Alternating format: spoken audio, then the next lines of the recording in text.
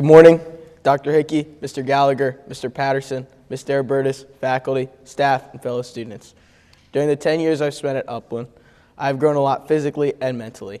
While I've been here, I've also made a lot of really good friends. The people you surround yourself with in life are a key part of the decisions you make. The way you act, the jokes you make, the way you think, but most of all, the friends inspire you to be the best person you can be. People with friends are more likely to be happy and become successful in life because they have that inspiration and motivation to keep them up. On top of that, they also have the confidence and the dependability to thrive in whatever and whenever they do something. Personally, I've been especially lucky to have friends and family who were there for me to lean on when I need support and guidance. I remember when I first got to Upland, I was very nervous, especially because of the distance to school and the fact that I didn't know anybody.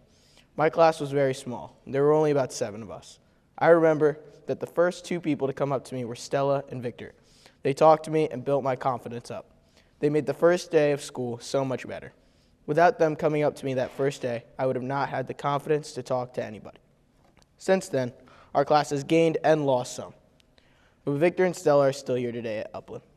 They continue to help me thrive and have not only built my confidence even further, but they have also inspired me to do things outside my comfort zone. Like them are there to support and care for you. They are there to guide you when you need help and inspire you to become more. As I started to grow, my friends became my safe space. I began to make more connections and try new things. We learned from each other, and I picked up things from them, and they learned from me too. Over time, I realized that friendship isn't about having fun. It's about support, understanding, and being there for each other. And a friend doesn't always have to be a person. It could be a family or even a pet. Because what really matters is having someone or something that makes you feel safe and understood. Your memories are one of the things in life that means more to you than anything. And my friends are in most of my good memories. Those memories make life interesting when looking back on life. When I look back on memories when I'm older, they will remind me of why I love having friends and of the support those friends gave me over the years. For instance, I had a tooth injury the other day, and that reminded me of when I was in 4th grade and fell off my skateboard and broke my tooth. It was a bad and a good memory, because that same week I got a bunch of letters and people asking how I was, they hoped I felt better. This showed how much my friends cared about me and how they thought about me when I was hurt. It made me feel great about myself. It made me think how much I like having friends. When you're in a bad mood or upset or maybe just mad you failed a bio test, a friend will be there for you. When I failed a bio test, I was certainly not in a good mood. 10 minutes later, Parker texted the group chat asking to play Fortnite.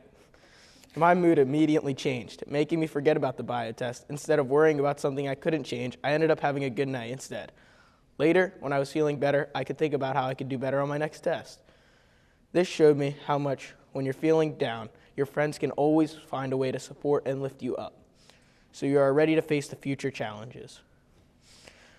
Some memories, though, still haunt me today, like the time I used to wear a Snoopy blanket and never let go of it. This was a small phase in my life that Victor quite frequently brings up today, talking about it or showing me a photo. Then I show a bad photo of him, creating laughter instead of an argument.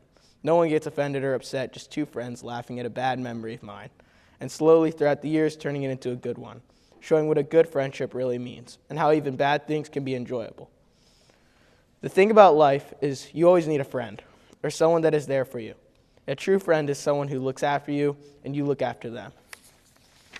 Whether it's Max offering me a piece of steak or me giving most of the class a piece of gum because I don't like to say no to my friends.